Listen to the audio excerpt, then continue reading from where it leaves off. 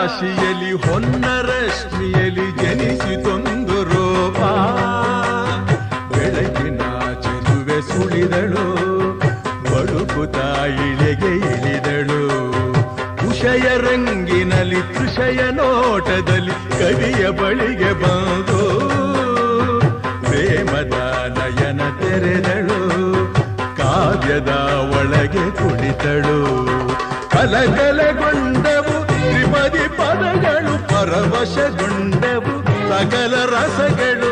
ഇരുಳು ಸರಿದು ಬೆಳಕು ಹರಿದು ಕನಸು ಮುಗಿದು ಮನಸ್ಸು ಚಿಗಿದು ಸರಿಗಮಪ ಪದನಿಸ ಸಂಚಾರದಲ್ಲಿ ಮೇಘ ಬಂತು ಮೇಘ, ಮೇಘ ಬಂತು ಮೇಘ, ಮೇಘ ಕಾವ್ಯದ ಮೇಘ, ಕನ್ಯಾ ಕವನ ಮೇಘ.